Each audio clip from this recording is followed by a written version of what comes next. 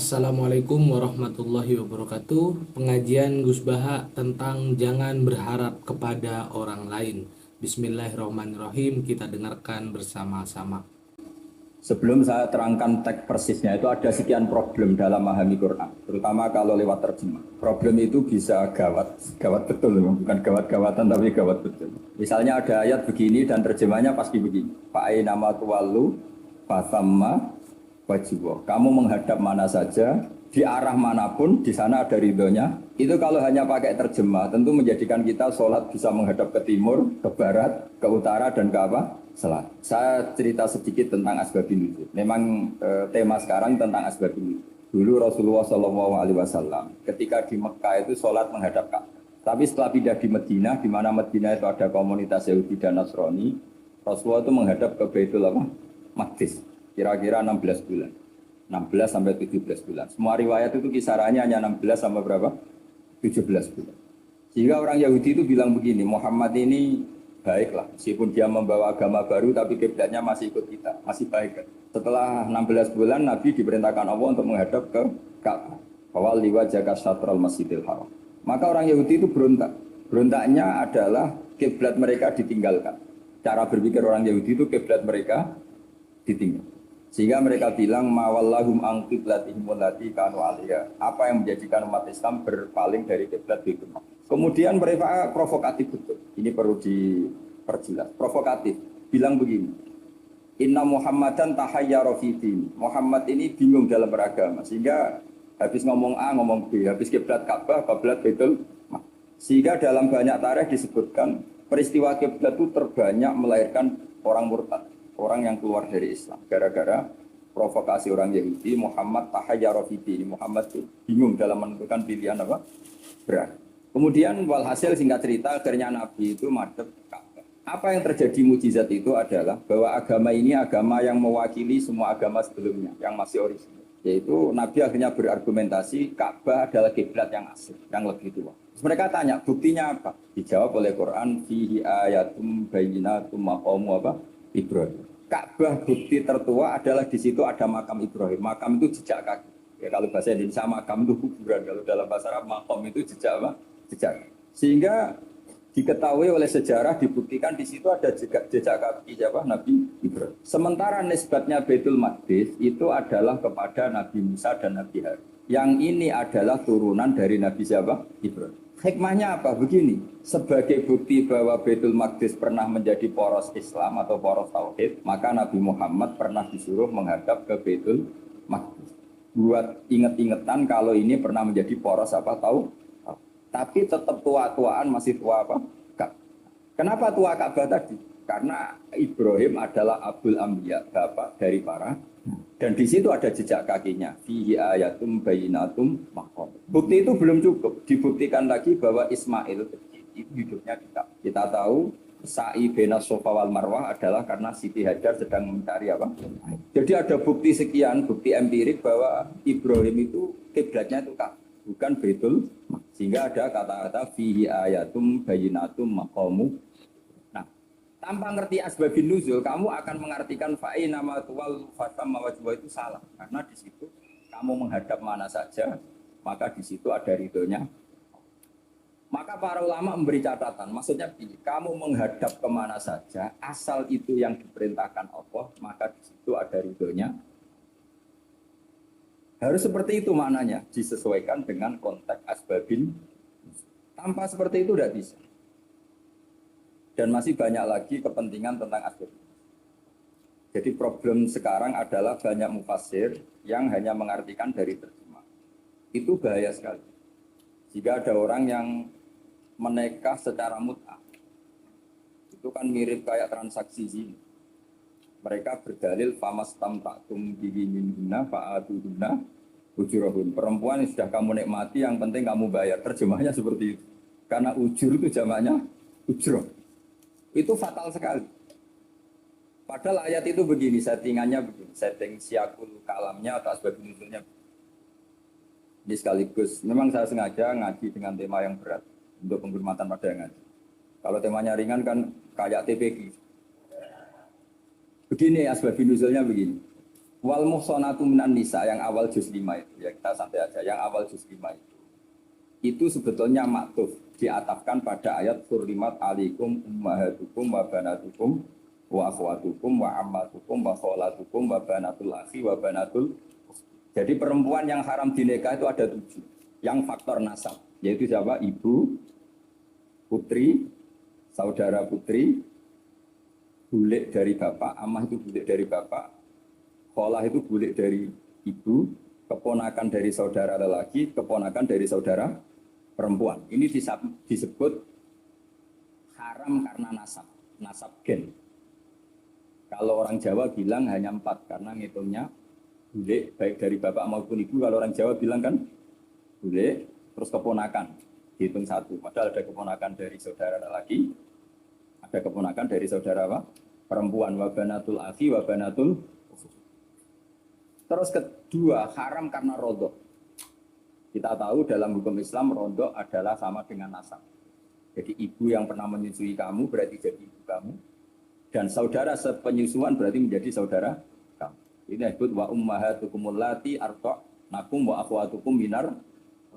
Terus ketiga haram karena musoharoh, karena besanan. Jadi pagi ini misalnya saya nikah dengan Sri, bilang qabil tu nikah wa taswijaha bil madhul madkur. Setelah nikah dengan Sri ini otomatis ibunya dia menjadi mertua. Otomatis haram saya apa? Nikah.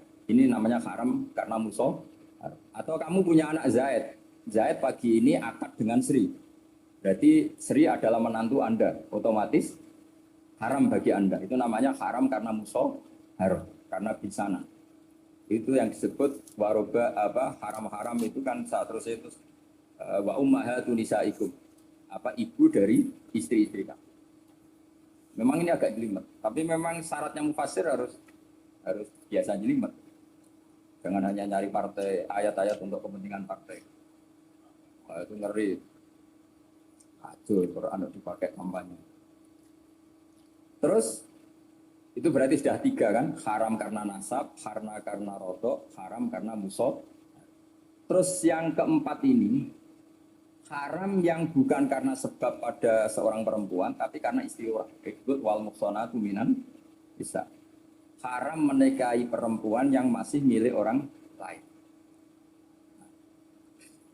Orang lain yang menikahi ini, istilahnya Allah adalah lelaki yang menikahi perempuan ini adalah lelaki sing muksini naghira musafikin, secara nikah yang sah.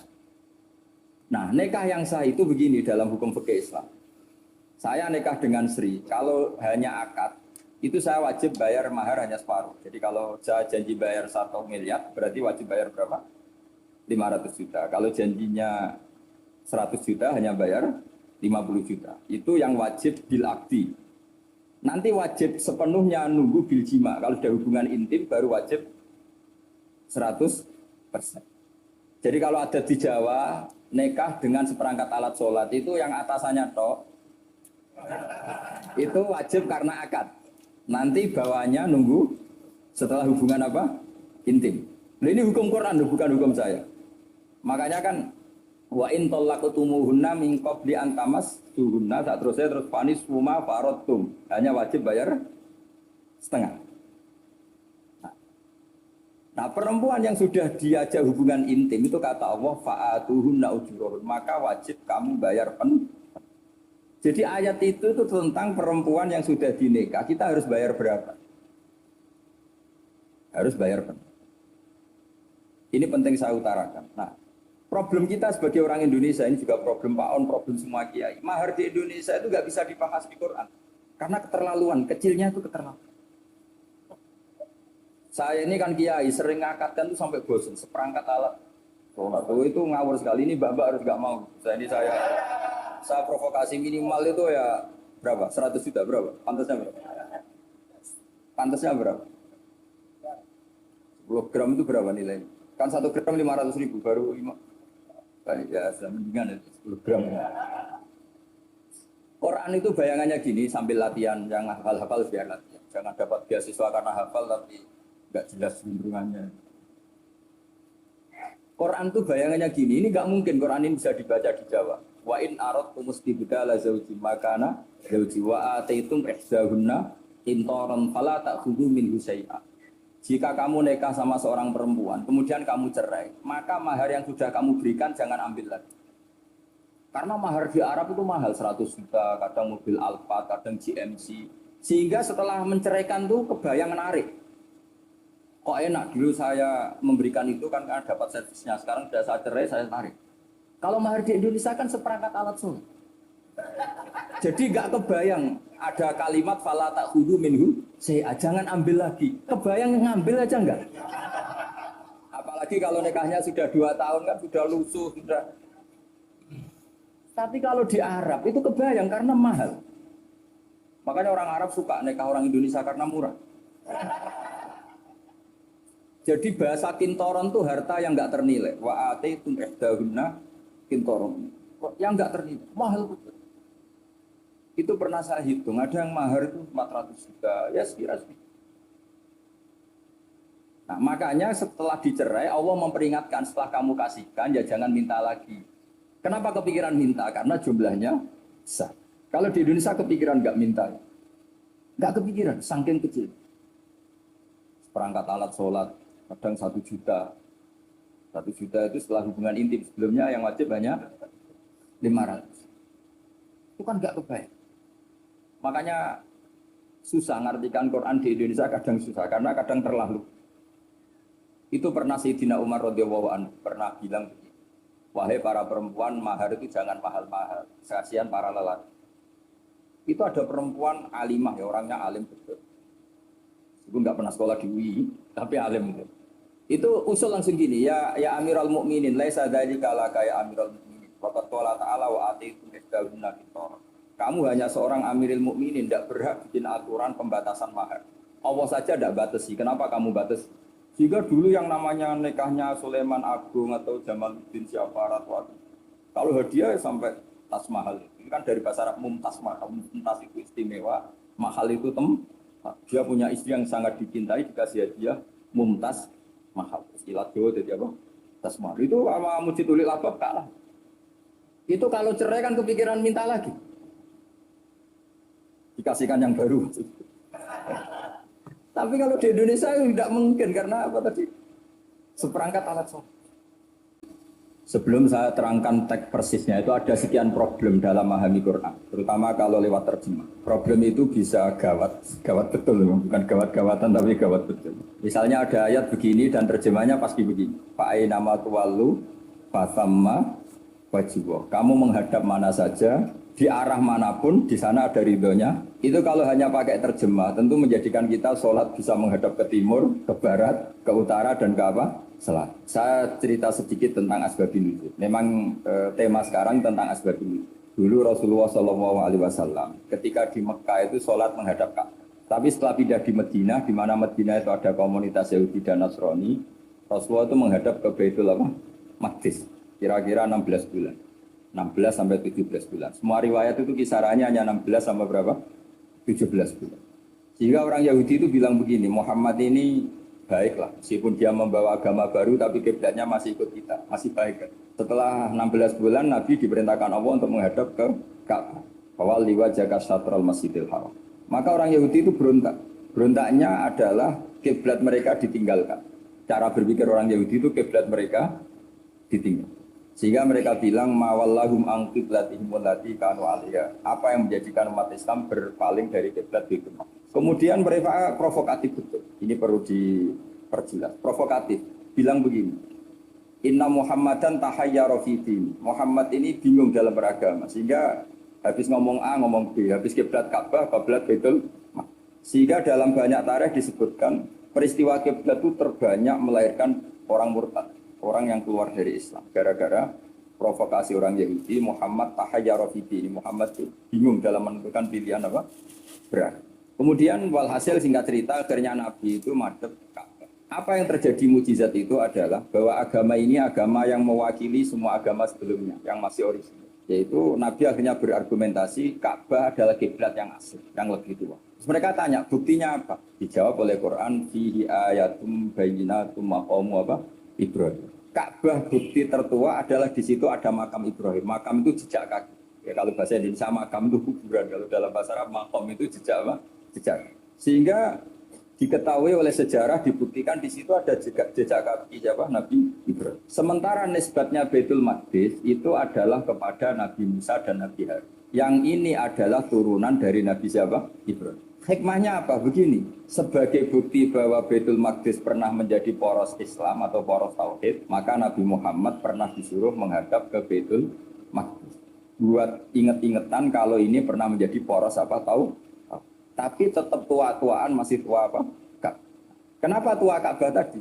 Karena Ibrahim adalah Abul Ambiya, bapak dari para, dan di situ ada jejak kakinya. Fihi ayatum bayinatum maqam. Bukti itu belum cukup. Dibuktikan lagi bahwa Ismail itu hidupnya di Ka'bah. Kita tahu sa'i bena Sofa wal Marwah adalah karena Siti Hajar sedang mencari apa? Jadi ada bukti sekian, bukti empirik bahwa Ibrahim itu kiblatnya itu Ka'bah, bukan Baitul. Sehingga ada kata-kata fihi ayatum bayinatum maqamu. Tanpa ngerti asbabin nuzul, kamu akan mengartikan fa'i nama tuwal fatam mawajwa itu salah. Karena di situ kamu menghadap mana saja, maka di situ ada ridhonya. Maka para ulama memberi catatan, maksudnya begini, kamu menghadap kemana saja, asal itu yang diperintahkan Allah, maka di situ ada ridhonya. Harus seperti itu maknanya, disesuaikan dengan konteks asbabin. Tanpa seperti itu tidak bisa. Dan masih banyak lagi kepentingan tentang asbab. Jadi problem sekarang adalah banyak mufassir yang hanya mengartikan dari terjemah. Itu bahaya sekali. Jika ada orang yang menikah secara mut'ah, itu kan mirip kayak transaksi zina. Mereka berdalil famas tamta'tum bihi minhunna fa'atuhunna ujurahun. Perempuan yang sudah kamu nikmati, yang penting kamu bayar. Terjemahnya seperti itu. Karena ujur itu jamaknya ujroh. Itu fatal sekali. Padahal ayat itu begini, settingannya begini, setting siakul kalamnya atau asbab nuzulnya. Ini sekaligus, memang saya sengaja ngaji dengan tema yang berat untuk penghormatan pada yang ngaji. Kalau temanya ringan kan kayak TPG. Begini asbab nuzulnya begini. Wal muhsanatu minan nisa yang awal juz 5 itu, ya kita santai aja, yang awal juz 5 itu sebetulnya maktuf, diatafkan pada ayat hurrimat alikum ummahatukum wa banatukum wa akhwatukum wa ammatukum wa kholatukum wa banatul akhi wa banatul. Jadi perempuan yang haram dinikah itu ada 7 yang faktor nasab, yaitu siapa? Ibu, putri, saudara putri, bulik dari bapak, ammah itu bulik dari bapak, kholah itu bulik dari ibu, keponakan dari saudara lelaki, keponakan dari saudara perempuan. Ini disebut haram karena nasab, nasab gen. Kalau orang Jawa bilang hanya 4 karena ngitungnya bule baik dari bapak maupun ibu. Kalau orang Jawa bilang kan bule terus keponakan dihitung 1. Padahal ada keponakan dari saudara lelaki, ada keponakan dari saudara apa? Perempuan. Wabanatul akhi wabanatul. Terus kedua haram karena rodok. Kita tahu dalam hukum Islam rodok adalah sama dengan nasab. Jadi ibu yang pernah menyusui kamu berarti jadi ibu kamu. Dan saudara sepenyusuan berarti menjadi saudara kamu. Ini disebut wa ummahatukum allati arda'nakum wa akhwatukum minar. Terus ketiga haram karena musaharah, karena besanan. Jadi pagi ini misalnya saya nikah dengan Sri, bilang qabil tu nikaha wa taswijaha bil madkur. Setelah nikah dengan Sri ini otomatis ibunya dia menjadi mertua. Otomatis haram saya apa? Nikah. Ini namanya haram karena musuh. Atau kamu punya anak Zaid. Zaid pagi ini akad dengan Sri. Berarti Sri adalah menantu Anda. Otomatis haram bagi Anda. Itu namanya haram karena musuh, haram karena bisana. Itu yang disebut waroba apa haram-haram itu kan saat terus itu wa ummahatun nisaikum. Apa ibu dari istri-istri kamu. Memang ini agak jelimet, tapi memang syaratnya mufassir harus biasa jelimet. Jangan hanya nyari partai ayat-ayat untuk kepentingan partai. Nah, itu ngeri. Aduh, Quran itu dipakai kampanye. Terus itu berarti sudah 3 kan? Haram karena nasab, karena rodok, haram karena musuh. Terus yang keempat ini Haram yang bukan karena sebab pada seorang perempuan, tapi karena istri orang. Ikut wal muhsanatu minan bisa. Haram menikahi perempuan yang masih milik orang lain. Orang lain yang menikahi ini, istilahnya Allah adalah lelaki yang menikahi perempuan ini adalah lelaki sing muhsini ghairu musafiqin, secara nikah yang sah. Nah, nikah yang sah itu begini dalam hukum fikih Islam. Saya nikah dengan Sri, kalau hanya akad, itu saya wajib bayar mahar hanya separuh. Jadi kalau saya janji bayar 1 miliar, berarti wajib bayar berapa? 500 juta. Kalau janjinya 100 juta, hanya bayar 50 juta. Itu yang wajib bil akdi. Nanti wajib sepenuhnya nunggu bil jima. Kalau sudah hubungan intim, baru wajib 100%. Jadi kalau ada di Jawa, nikah dengan seperangkat alat sholat, itu yang atasannya tok, itu wajib karena akad. Nanti bawahnya nunggu setelah hubungan apa? Intim. Nah, ini hukum Quran, bukan hukum saya. Makanya kan wa in talaqtumuhunna min qabli an tamassuhunna, terus panis huma faradtum. Hanya wajib bayar setengah. Nah, perempuan yang sudah diajak hubungan intim itu kata Allah fa'atuhunna ujurahun, maka wajib kamu bayar penuh. Jadi ayat itu tentang perempuan yang sudah dinikah, kita harus bayar berapa? Harus bayar penuh. Ini penting saya utarakan. Nah, problem kita sebagai orang Indonesia, ini juga problem Pak On, problem semua kiai. Mahar di Indonesia itu nggak bisa dibahas di Quran. Karena keterlaluan, kecilnya itu keterlaluan. Saya ini kan kiai, sering ngakatkan itu sampai bosan, seperangkat alat. Oh, itu ngawur sekali, ini mbak-mbak harus nggak mau. Saya provokasi minimal itu ya berapa? 100 juta berapa? Pantasnya berapa? Pantasnya berapa? 10 gram itu berapa nilainya? Kan 1 gram 500.000 baru 5. Ya, mendingan 10 gram. Quran itu bayangannya gini sambil latihan, yang hafal-hafal biar latihan. Jangan dapat beasiswa karena hafal tapi nggak jelas hubungannya. Quran itu bayangannya gini, ini nggak mungkin Quran ini bisa dibaca di Jawa. Wa in aradtum istibdala zawji makana zawji wa ataitum ihsahunna intaran fala ta'khudhu minhu syai'a. Jika kamu nikah sama seorang perempuan, kemudian kamu cerai, maka mahar yang sudah kamu berikan jangan ambil lagi. Karena mahar di Arab itu mahal, 100 juta, kadang mobil Alphard, kadang GMC. Sehingga setelah menceraikan tuh kebayang menarik. Kok enak, dulu saya memberikan itu kan karena dapat servisnya, sekarang sudah saya cerai, saya tarik. Kalau mahar di Indonesia kan seperangkat alat sholat. Jadi nggak kebayang ada kalimat fala ta'khudhu minhu syai'a, jangan ambil lagi. Kebayang ngambil aja enggak? Apalagi kalau nikahnya sudah 2 tahun kan sudah lusuh, sudah. Tapi kalau di Arab itu kebayang karena mahal. Makanya orang Arab suka nikah orang Indonesia karena murah. Jadi bahasa kintoron itu harta yang nggak ternilai. Wa ataitum ihdahunna kintoron. Yang nggak ternilai, mahal betul. Itu pernah saya hitung, ada yang mahar itu 400 juta, ya sekira-sekira. Nah, makanya setelah dicerai, Allah memperingatkan setelah kamu kasihkan, ya jangan minta lagi. Kenapa kepikiran minta? Karena jumlahnya besar. Kalau di Indonesia kepikiran nggak minta, nggak kepikiran, saking kecil. Perangkat alat sholat, kadang 1 juta. 1 juta itu setelah hubungan intim, sebelumnya yang wajib hanya 500. Itu kan nggak kebayang. Makanya susah ngartikan Quran di Indonesia, kadang susah karena kadang terlalu. Itu pernah Sayyidina Umar radhiyallahu anhu pernah bilang begini, wahai para perempuan, mahar itu jangan mahal-mahal, kasihan para lelaki. Itu ada perempuan alimah, ya orangnya alim betul. Meskipun nggak pernah sekolah di UI, tapi alim itu. Itu usul langsung gini, ya Amirul Mukminin, laisa dzalika laka ya Amirul Mukminin. Waqad qala ta'ala wa atiitum ihdahunna qintaran. Kamu hanya seorang Amirul Mukminin, tidak berhak bikin aturan pembatasan mahar. Allah saja tidak batasi. Kenapa kamu batasi? Jika dulu yang namanya nikahnya Sulaiman Agung atau Jamaluddin Syafar atau kalau hadiah sampai tas mahal. Ini kan dari bahasa Arab mumtaz mahal. Mumtaz itu istimewa, mahal itu dia punya istri yang sangat dicintai, dikasih hadiah mumtaz mahal. Istilah Jawa jadi apa? Tas mahal. Itu sama Mujidulil Albab kalah. Itu kalau cerai kan kepikiran minta lagi. dikasihkan yang baru. Tapi kalau di Indonesia tidak mungkin karena apa tadi? Seperangkat alat sholat.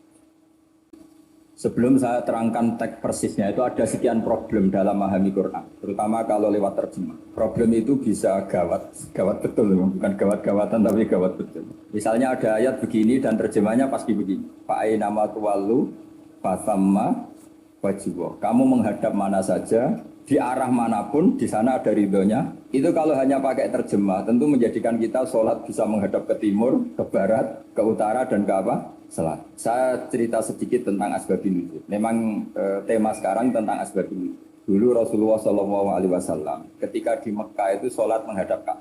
Tapi setelah pindah di Madinah, di mana Madinah itu ada komunitas Yahudi dan Nasrani, Rasulullah itu menghadap ke Baitul Maqdis. Kira-kira 16 bulan. 16 sampai 17 bulan. Semua riwayat itu kisarannya hanya 16 sampai berapa? 17 bulan.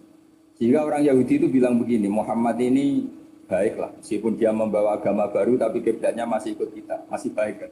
Setelah 16 bulan Nabi diperintahkan Allah untuk menghadap ke Ka'bah. Fawal liwajhaka syatral masjidil haram. Maka orang Yahudi itu berontak. Berontaknya adalah kiblat mereka ditinggalkan. Cara berpikir orang Yahudi itu kiblat mereka ditinggal. Sehingga mereka bilang mawallahum an qiblatihim allati kanu 'alaiha. Apa yang menjadikan umat Islam berpaling dari kiblat itu.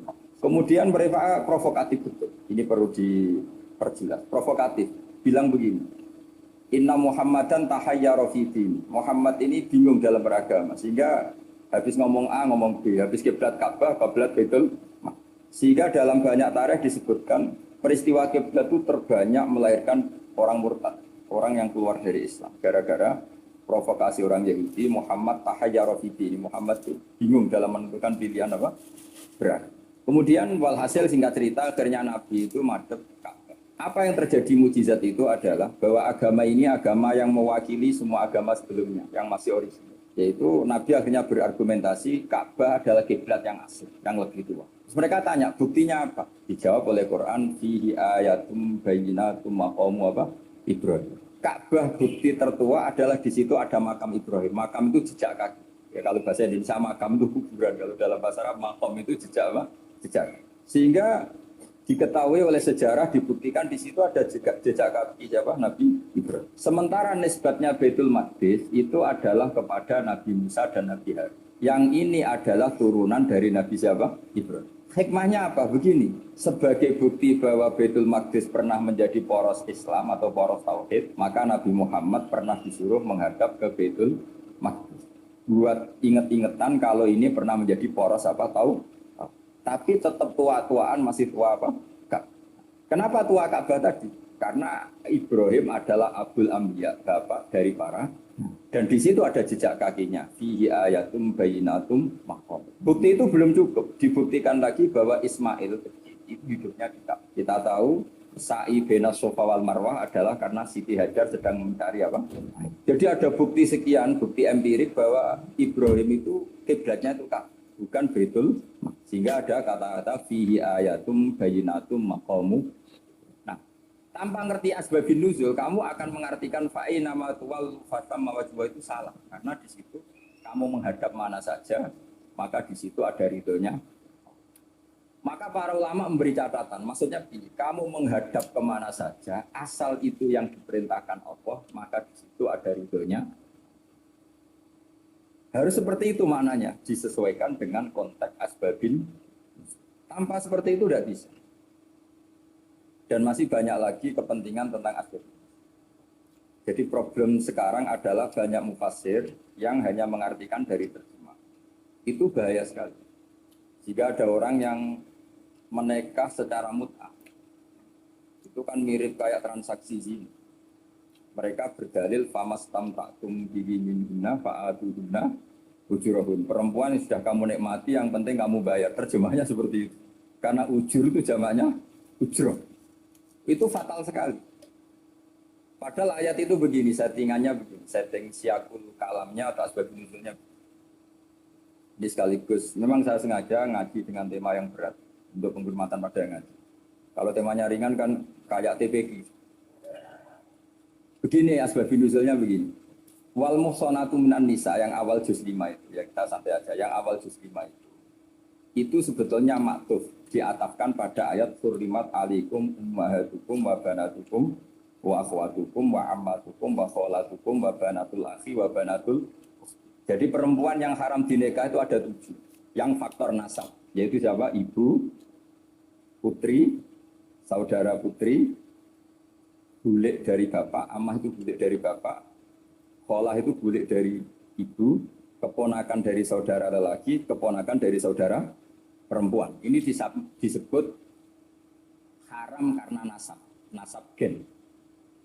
Kalau orang Jawa bilang hanya 4 karena ngitungnya bulik baik dari bapak maupun ibu. Kalau orang Jawa bilang kan bulik terus keponakan dihitung 1. Padahal ada keponakan dari saudara lelaki, ada keponakan dari saudara apa? Perempuan. Wa banatul akhi wa banatul. Terus kedua, haram karena rodok.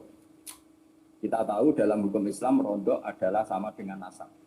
Jadi ibu yang pernah menyusui kamu berarti jadi ibu kamu. Dan saudara sepenyusuan berarti menjadi saudara kamu. Ini disebut wa ummahatukum allati arda'nakum wa akhwatukum minar. Terus ketiga, haram karena musoharoh, karena besanan. Jadi pagi ini misalnya saya nikah dengan Sri, bilang qabil tu nikaha wa taswijaha bil madkur. Setelah nikah dengan Sri ini otomatis ibunya dia menjadi mertua. Otomatis haram saya apa? Nikah. Ini namanya haram karena musuh. Atau kamu punya anak Zaid. Zaid pagi ini akad dengan Sri. Berarti Sri adalah menantu Anda. Otomatis haram bagi Anda. Itu namanya haram karena musuh, haram karena bisanan. Itu yang disebut waroba apa haram-haram itu kan saat terus itu wa ummahatu nisaikum. Apa ibu dari istri-istri kamu. Memang ini agak jelimet, tapi memang syaratnya mufassir harus biasa jelimet. Jangan hanya nyari partai ayat-ayat untuk kepentingan partai. Wah, itu ngeri. Aduh, Quran dipakai kampanye.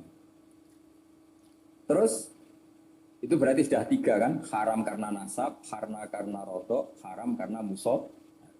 Terus yang keempat ini haram yang bukan karena sebab pada seorang perempuan, tapi karena istri orang. Disebut wal muhsanatu minan bisa. Haram menikahi perempuan yang masih milik orang lain. Orang lain yang menikahi ini, istilahnya Allah adalah lelaki yang menikahi perempuan ini adalah lelaki sing muhsinina ghairu musafiqin, secara nikah yang sah. Nah, nikah yang sah itu begini dalam hukum fikih Islam. Saya nikah dengan Sri, kalau hanya akad, itu saya wajib bayar mahar hanya separuh. Jadi kalau saya janji bayar 1 miliar, berarti wajib bayar berapa? 500 juta. Kalau janjinya 100 juta, hanya bayar 50 juta. Itu yang wajib bil akdi. Nanti wajib sepenuhnya nunggu bil jima. Kalau sudah hubungan intim, baru wajib 100%. Jadi kalau ada di Jawa, nikah dengan seperangkat alat sholat, itu yang atasannya tok, itu wajib karena akad. Nanti bawahnya nunggu setelah hubungan apa? Intim. Nah, ini hukum Quran, bukan hukum saya. Makanya kan wa in talaqtumuhunna min qabli an tamassuhunna, tak terus panis huma faradtum. Hanya wajib bayar setengah. Nah, perempuan yang sudah diajak hubungan intim itu kata Allah fa'atuhunna ujurahun, maka wajib kamu bayar penuh. Jadi ayat itu tentang perempuan yang sudah dinikah, kita harus bayar berapa? Harus bayar penuh. Ini penting saya utarakan. Nah, problem kita sebagai orang Indonesia, ini juga problem Pak On, problem semua kiai. Mahar di Indonesia itu nggak bisa dibahas di Quran. Karena keterlaluan, kecilnya itu keterlaluan. Saya ini kan kiai, sering ngakatkan itu sampai bosan, seperangkat alat. Oh, itu ngawur sekali, ini mbak-mbak harus nggak mau. Saya provokasi minimal itu ya berapa? 100 juta berapa? Pantasnya berapa? Pantasnya berapa? 10 gram itu berapa nilai? Kan 1 gram 500 ribu, baru 5. Ya, mendingan itu 10 gram. Quran itu bayangannya gini, sambil latihan, yang hafal-hafal biar latihan. Jangan dapat beasiswa karena hafal tapi nggak jelas hubungannya. Quran itu bayangannya gini, ini nggak mungkin Quran ini bisa dibaca di Jawa. Wa in aradtum istibdala zawji makana zawji wa ataitum ihsahunna intaran fala ta'khudhu minhu syai'a. Jika kamu nikah sama seorang perempuan, kemudian kamu cerai, maka mahar yang sudah kamu berikan jangan ambil lagi. Karena mahar di Arab itu mahal, 100 juta, kadang mobil Alphard, kadang GMC. Sehingga setelah menceraikan tuh kebayang menarik. Kok enak dulu saya memberikan itu kan karena dapat servisnya. Sekarang sudah saya cerai, saya tarik.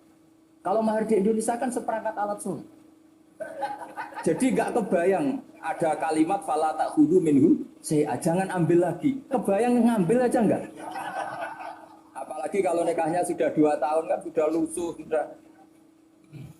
Tapi kalau di Arab itu kebayang karena mahal. Makanya orang Arab suka nikah orang Indonesia karena murah.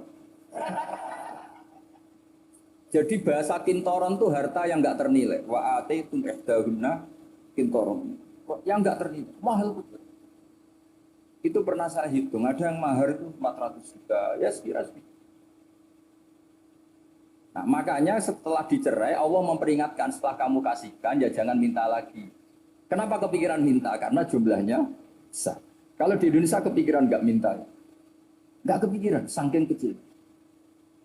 Perangkat alat sholat, kadang 1 juta. 1 juta itu setelah hubungan intim, sebelumnya yang wajib hanya 500. Itu kan nggak kebayang. Makanya susah ngartikan Quran di Indonesia, kadang susah karena kadang terlalu. Itu pernah Sayyidina Umar radhiyallahu anhu pernah bilang begini, wahai para perempuan, mahar itu jangan mahal-mahal, kasihan para lelaki. Itu ada perempuan alimah ya, orangnya alim betul. Itu nggak pernah sekolah di UI, tapi alim itu. Itu usul langsung gini, ya Amirul Mukminin, laisa dzalika laka ya Amirul Mukminin. Faqad qala ta'ala wa atiitum ihdahunna qintaran. Kamu hanya seorang Amirul Mukminin, tidak berhak bikin aturan pembatasan mahar. Allah saja tidak batasi. Kenapa kamu batasi? Jika dulu yang namanya nikahnya Sulaiman Agung atau Jamaluddin siapa Ratwati, kalau hadiah sampai tas mahal. Ini kan dari bahasa Arab mumtaz mahal. Mumtaz itu istimewa, mahal itu dia punya istri yang sangat dicintai, dikasih hadiah mumtaz mahal. Istilah Jawa jadi apa? Tas mahal. Itu sama Mujidul Labab kalah. Itu kalau cerai kan kepikiran minta lagi. Dikasihkan yang baru. Tapi kalau di Indonesia tidak mungkin karena apa tadi? Seperangkat alat sholat. Sebelum saya terangkan teks persisnya itu ada sekian problem dalam memahami Quran, terutama kalau lewat terjemah. Problem itu bisa gawat betul, bukan gawat-gawatan tapi gawat betul. Misalnya ada ayat begini dan terjemahnya pasti begini. Fa'aina ma tuwallu fasamma wajibah. Kamu menghadap mana saja, di arah manapun, di sana ada ridhonya. Itu kalau hanya pakai terjemah, tentu menjadikan kita sholat bisa menghadap ke timur, ke barat, ke utara, dan ke apa? Selat. Saya cerita sedikit tentang asbabun nuzul. Memang tema sekarang tentang asbabun nuzul. Dulu Rasulullah SAW ketika di Mekah itu sholat menghadap Ka'bah.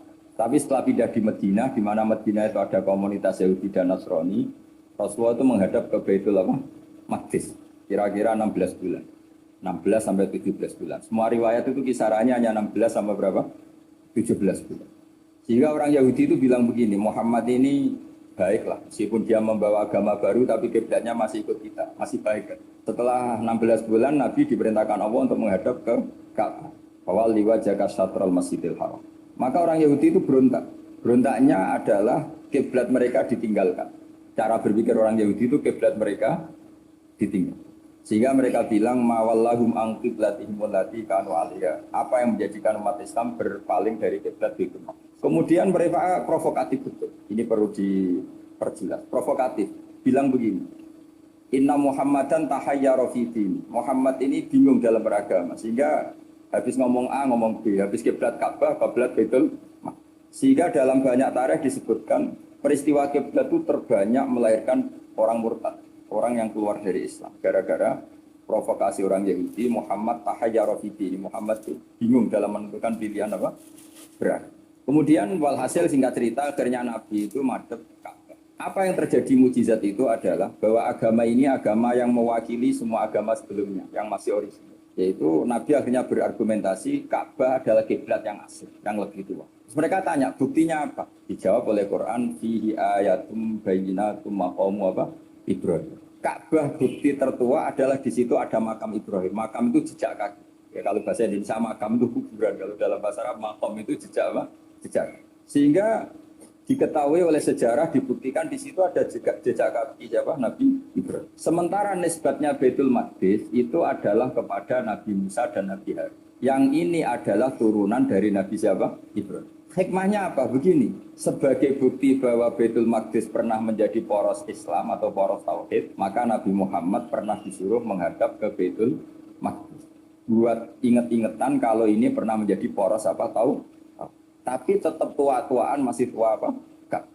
Kenapa tua Ka'bah tadi? Karena Ibrahim adalah Abul Ambiya, bapak dari para, dan di situ ada jejak kakinya. Fihi ayatum bayinatum maqam. Bukti itu belum cukup. Dibuktikan lagi bahwa Ismail kecil itu hidupnya kita tahu sa'i bena Sofa wal Marwah adalah karena Siti Hajar sedang mencari apa?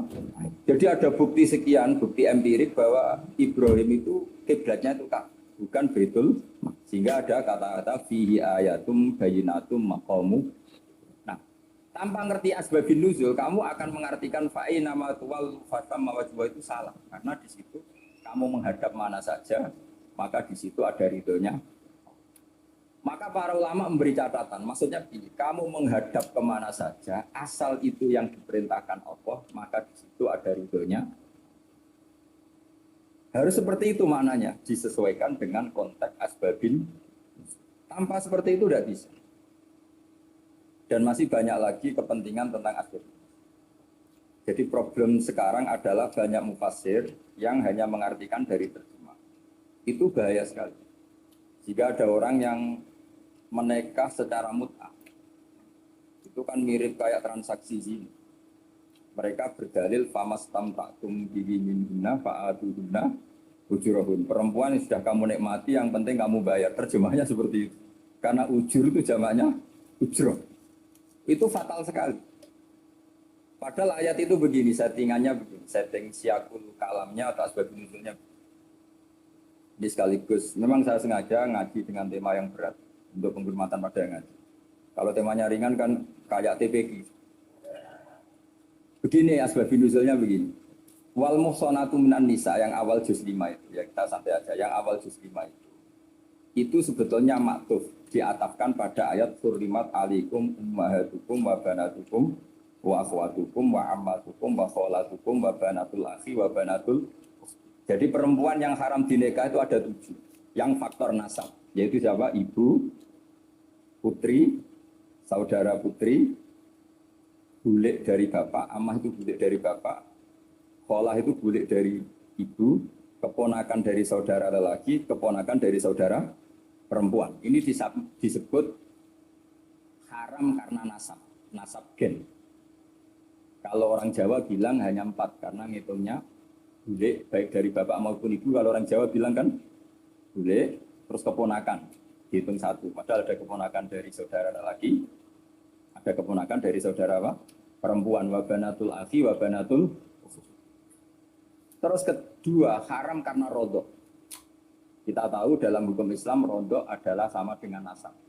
Jadi ibu yang pernah menyusui kamu berarti jadi ibu kamu. Dan saudara sepenyusuan berarti menjadi saudara kamu. Ini disebut wa ummahatukumul lati arda'nakum wa akhwatukum minar. Terus ketiga, haram karena musoharoh, karena besanan. Jadi pagi ini misalnya saya nikah dengan Sri, bilang qabil tu nikaha wa taswijaha bil madkur. Setelah nikah dengan Sri ini otomatis ibunya dia menjadi mertua. Otomatis haram saya apa? Nikah. Ini namanya haram karena musuh. Atau kamu punya anak Zaid. Zaid pagi ini akad dengan Sri. Berarti Sri adalah menantu Anda. Otomatis haram bagi Anda. Itu namanya haram karena musuh, haram karena bisanan. Itu yang disebut waroba apa haram-haram itu kan saat terus itu wa ummahatu nisaikum, apa ibu dari istri-istri kamu. Memang ini agak jelimet, tapi memang syaratnya mufassir harus biasa jelimet.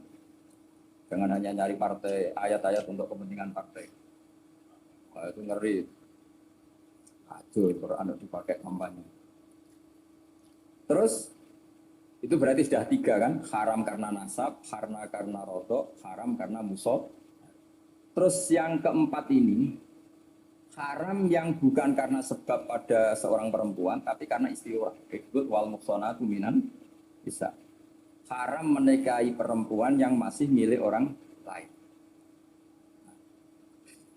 Orang lain yang menikahi ini, istilahnya Allah adalah lelaki yang menikahi perempuan ini adalah lelaki sing muksini ghairu musafikin, secara nikah yang sah. Nah, nikah yang sah itu begini dalam hukum fikih Islam. Saya nikah dengan Sri, kalau hanya akad, itu saya wajib bayar mahar hanya separuh. Jadi kalau saya janji bayar 1 miliar, berarti wajib bayar berapa? 500 juta. Kalau janjinya 100 juta, hanya bayar 50 juta. Itu yang wajib bil akdi. Nanti wajib sepenuhnya nunggu bil jima. Kalau sudah hubungan intim, baru wajib 100%.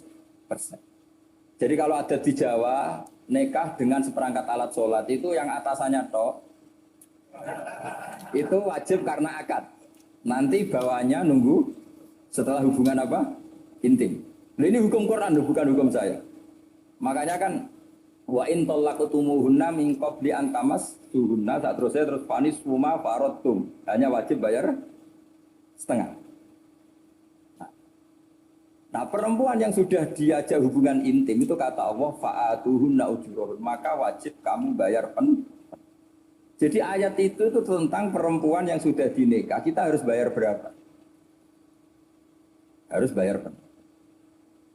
Ini penting saya utarakan. Nah, problem kita sebagai orang Indonesia ini juga problem Pak On, problem semua kiai. Mahar di Indonesia itu nggak bisa dibahas di Quran karena keterlaluan, kecilnya itu keterlaluan. Saya ini kan kiai, sering ngakatkan tuh sampai bosan, seperangkat alat sholat. Oh, itu ngawur sekali, ini mbak-mbak harus gak mau. Saya provokasi minimal itu ya berapa? 100 juta berapa? Pantasnya berapa? Pantasnya berapa? 10 gram itu berapa nilai? Kan 1 gram 500 ribu, baru 5. Ya sudah mendingan itu 10 gram. Quran itu bayangannya gini, sambil latihan, yang hafal-hafal biar latihan. Jangan dapat beasiswa karena hafal tapi nggak jelas cenderungannya. Quran tuh bayangannya gini, ini nggak mungkin Quran ini bisa dibaca di Jawa. Wa in aradtum istibdala zawji makana zawji wa ataitum ihsahunna qintaran fala ta'khudhu minhu syai'a. Jika kamu nikah sama seorang perempuan, kemudian kamu cerai, maka mahar yang sudah kamu berikan jangan ambil lagi. Karena mahar di Arab itu mahal, 100 juta, kadang mobil Alphard, kadang GMC. Sehingga setelah menceraikan tuh kebayang menarik. Kok enak, dulu saya memberikan itu kan karena dapat servisnya, sekarang sudah saya cerai, saya tarik. Kalau mahar di Indonesia kan seperangkat alat sholat. Jadi nggak kebayang ada kalimat fala ta'khudhu minhu syai'a, jangan ambil lagi. Kebayang ngambil aja enggak? Apalagi kalau nikahnya sudah 2 tahun kan sudah lusuh, sudah. Tapi kalau di Arab itu kebayang karena mahal. Makanya orang Arab suka nikah orang Indonesia karena murah. Jadi bahasa kintoron tuh harta yang nggak ternilai. Wa ataitum ihdahunna kintoron. Yang nggak ternilai, mahal betul. Itu pernah saya hitung, ada yang mahar itu 400 juta, ya sekira-sekira. Nah, makanya setelah dicerai Allah memperingatkan setelah kamu kasihkan ya jangan minta lagi. Kenapa kepikiran minta? Karena jumlahnya besar. Kalau di Indonesia kepikiran nggak minta, nggak kepikiran, saking kecil. Perangkat alat sholat kadang 1 juta. 1 juta itu setelah hubungan intim, sebelumnya yang wajib hanya 500. Itu kan nggak kebayang. Makanya susah ngartikan Quran di Indonesia, kadang susah karena kadang terlalu. Itu pernah Sayyidina Umar radhiyallahu anhu pernah bilang, wahai para perempuan, mahar itu jangan mahal-mahal, kasihan para lelaki. Itu ada perempuan alimah ya, orangnya alim betul. Sebelum nggak pernah sekolah di UI, tapi alim itu. Itu usul langsung gini, ya Amirul Mukminin, laisa dzalika laka ya Amirul Mukminin. Waqad qala ta'ala wa atiitum ihdahunna qintaran. Kamu hanya seorang Amirul Mukminin, tidak berhak bikin aturan pembatasan mahar. Allah saja tidak batasi. Kenapa kamu batasi? Jika dulu yang namanya nikahnya Sulaiman Agung atau Jamaluddin siapa Ratu, kalau hadiah sampai tas mahal. Ini kan dari bahasa Arab mumtaz mahal. Mumtaz itu istimewa, mahal itu dia punya istri yang sangat dicintai, dikasih hadiah mumtaz mahal. Istilah Jawa jadi apa? Tas mahal. Itu sama Mujidul Labab kalah. Itu kalau cerai kan kepikiran minta lagi. Dikasihkan yang baru. Tapi kalau di Indonesia tidak mungkin karena apa tadi? Seperangkat alat sholat. Sebelum saya terangkan teks persisnya itu ada sekian problem dalam memahami Quran, terutama kalau lewat terjemah. Problem itu bisa gawat, gawat betul, bukan gawat-gawatan tapi gawat betul. Misalnya ada ayat begini dan terjemahnya pasti begini. Fa'aina ma tuwallu fasamma wajibah. Kamu menghadap mana saja, di arah manapun, di sana ada ridhonya. Itu kalau hanya pakai terjemah, tentu menjadikan kita sholat bisa menghadap ke timur, ke barat, ke utara, dan ke apa? Selatan. Saya cerita sedikit tentang asbabun nuzul. Memang tema sekarang tentang asbabun nuzul. Dulu Rasulullah SAW ketika di Mekah itu sholat menghadap Ka'bah. Tapi setelah pindah di Madinah, di mana Madinah itu ada komunitas Yahudi dan Nasrani, Rasulullah itu menghadap ke Baitul Maqdis. Kira-kira 16 bulan. 16 sampai 17 bulan. Semua riwayat itu kisarannya hanya 16 sampai berapa? 17 bulan. Sehingga orang Yahudi itu bilang begini, Muhammad ini baiklah, meskipun dia membawa agama baru tapi kiblatnya masih ikut kita, masih baik kan. Setelah 16 bulan Nabi diperintahkan Allah untuk menghadap ke Ka'bah. Fawal liwajhaka syatral masjidil haram. Maka orang Yahudi itu berontak. Berontaknya adalah kiblat mereka ditinggalkan. Cara berpikir orang Yahudi itu kiblat mereka ditinggal. Sehingga mereka bilang mawallahum an qiblatihim allati kanu 'alaiha. Apa yang menjadikan umat Islam berpaling dari kiblat itu? Kemudian mereka provokatif betul. Ini perlu diperjelas. Provokatif. Bilang begini.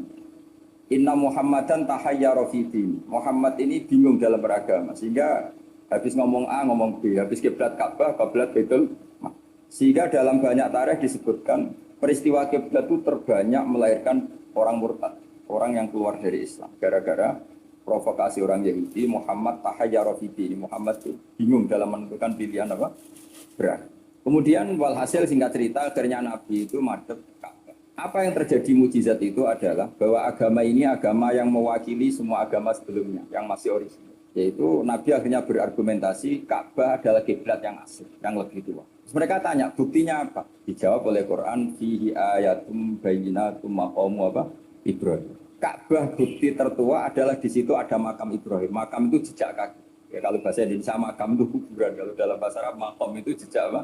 Jejak. Sehingga diketahui oleh sejarah dibuktikan di situ ada jejak kaki siapa? Nabi Ibrahim. Sementara nisbatnya Baitul Maqdis itu adalah kepada Nabi Musa dan Nabi Harun. Yang ini adalah turunan dari Nabi siapa? Ibrahim. Hikmahnya apa? Begini, sebagai bukti bahwa Baitul Maqdis pernah menjadi poros Islam atau poros Tauhid, maka Nabi Muhammad pernah disuruh menghadap ke Baitul Maqdis.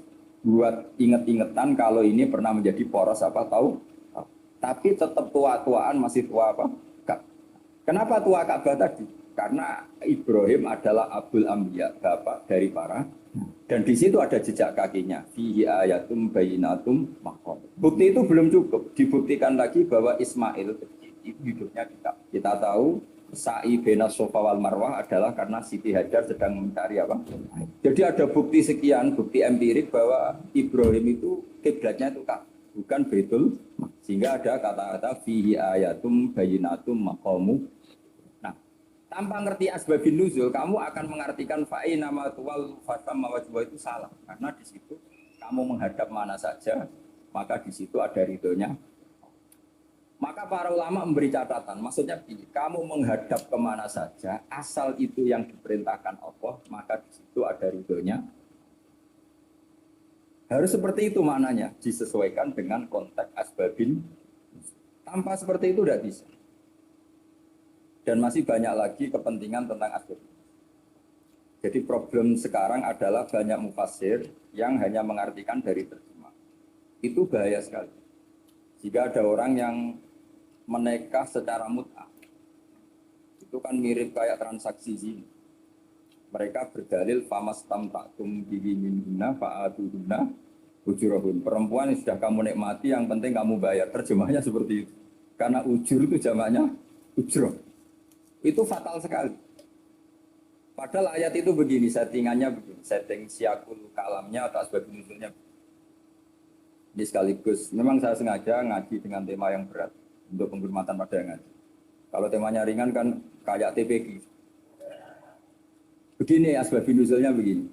Wal muhsanatu minan nisa yang awal juz 5 itu, ya kita santai aja, yang awal juz 5 itu sebetulnya maktuf, diatafkan pada ayat hurrimat alaikum ummahatukum wa banatukum wa akhwatukum wa ammatukum wa kholatukum wa banatul akhi wa banatul.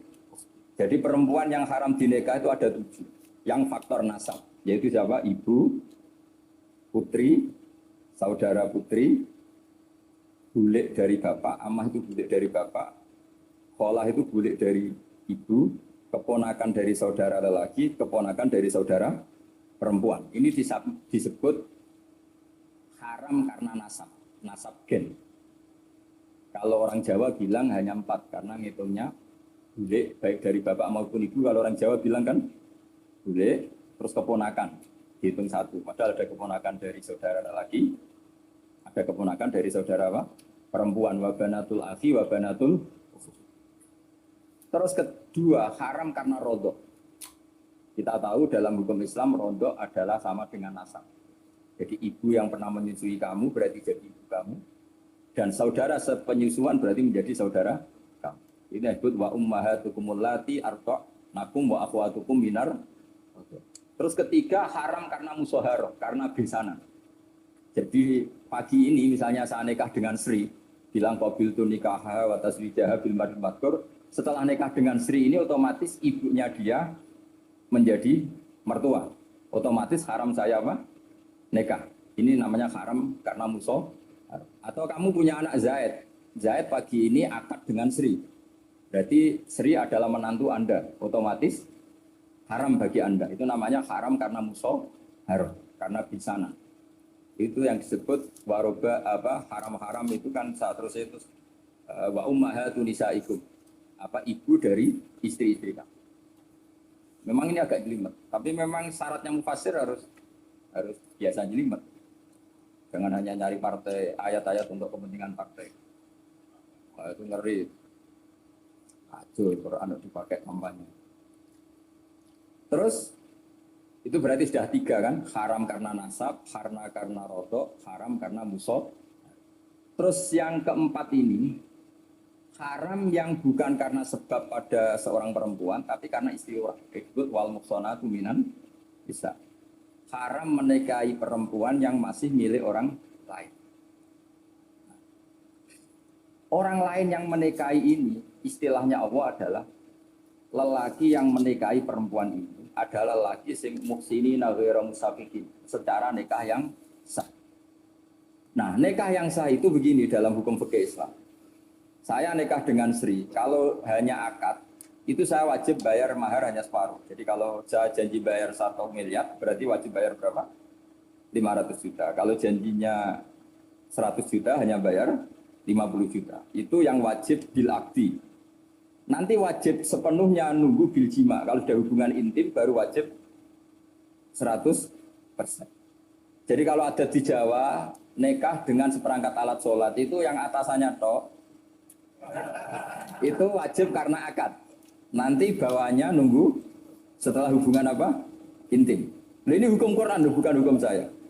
Makanya kan wa in talaqtumuhunna min qabli an tamassuhunna, terus panis huma faradtum. Hanya wajib bayar setengah. Nah, perempuan yang sudah diajak hubungan intim itu kata Allah fa'atuhunna ujurahun, maka wajib kamu bayar penuh. Jadi ayat itu tentang perempuan yang sudah dinikah, kita harus bayar berapa? Harus bayar penuh. Ini penting saya utarakan. Nah, problem kita sebagai orang Indonesia, ini juga problem Pak On, problem semua kiai. Mahar di Indonesia itu nggak bisa dibahas di Quran. Karena keterlaluan, kecilnya itu keterlaluan. Saya ini kan kiai, sering ngakatkan itu sampai bosan, seperangkat alat. Sholat itu ngawur sekali, ini mbak-mbak harus nggak mau. Jadi saya provokasi minimal itu ya berapa? 100 juta berapa? Pantasnya berapa? Pantasnya berapa? 10 gram itu berapa nilainya? Kan 1 gram 500 ribu, baru 5. Ya, mendingan itu 10 gram. Quran itu bayangannya gini, sambil latihan, yang hafal-hafal biar latihan. Jangan dapat beasiswa karena hafal tapi nggak jelas cenderungannya. Quran itu bayangannya gini, ini nggak mungkin Quran ini bisa dibaca di Jawa. Wa in aradtum mustibdala zawji makana zawji wa ataitum ihsahunna intaran fala ta'khudhu minhu syai'a. Jika kamu nikah sama seorang perempuan, kemudian kamu cerai, maka mahar yang sudah kamu berikan jangan ambil lagi. Karena mahar di Arab itu mahal 100 juta, kadang mobil Alphard, kadang GMC. Sehingga setelah menceraikan tuh kebayang menarik. Kok enak dulu saya memberikan itu kan karena dapat servisnya. Sekarang sudah saya cerai, saya tarik. Kalau mahar di Indonesia kan seperangkat alat sholat. Jadi nggak kebayang ada kalimat fala ta'khudhu minhu saya jangan ambil lagi. Kebayang ngambil aja enggak? Apalagi kalau nikahnya sudah 2 tahun kan sudah lusuh, sudah. Tapi kalau di Arab itu kebayang karena mahal. Makanya orang Arab suka nikah orang Indonesia karena murah. Jadi bahasa kintoron itu harta yang nggak ternilai. Wa ataitum ihdahunna kintoron. Yang nggak ternilai, mahal betul. Itu pernah saya hitung, ada yang mahar itu 400 juta, ya sekira-sekira. Nah makanya setelah dicerai, Allah memperingatkan setelah kamu kasihkan, ya jangan minta lagi. Kenapa kepikiran minta? Karena jumlahnya besar. Kalau di Indonesia kepikiran nggak minta, nggak kepikiran, saking kecil. Perangkat alat sholat, kadang 1 juta. 1 juta itu setelah hubungan intim, sebelumnya yang wajib banyak 500. Itu kan nggak kebayang. Makanya susah ngartikan Quran di Indonesia, kadang susah karena kadang terlalu. Itu pernah Sayyidina Umar radhiyallahu anhu pernah bilang begini, wahai para perempuan, mahar itu jangan mahal-mahal, kasihan para lelaki. Itu ada perempuan alimah ya, orangnya alim betul. Ibu nggak pernah sekolah di UI, tapi alim itu. Itu usul langsung gini, ya Amirul Mukminin, laisa dzalika laka ya Amirul Mukminin. Waqad qala ta'ala wa atiitum ihdahunna qintaran. Kamu hanya seorang Amirul Mukminin, tidak berhak bikin aturan pembatasan mahar. Allah saja tidak batasi. Kenapa kamu batasi? Jika dulu yang namanya nikahnya Sulaiman Agung atau Jamaluddin siapa Ratu, kalau hadiah sampai tas mahal. Ini kan dari bahasa Arab mumtaz mahal. Mumtaz itu istimewa, mahal itu dia punya istri yang sangat dicintai, dikasih hadiah mumtaz mahal. Istilah Jawa jadi apa? Tas mahal. Itu sama Mujitulik Labab kalah. Itu kalau cerai kan kepikiran minta lagi. Dikasihkan yang baru. Tapi kalau di Indonesia tidak mungkin karena apa tadi? Seperangkat alat sholat.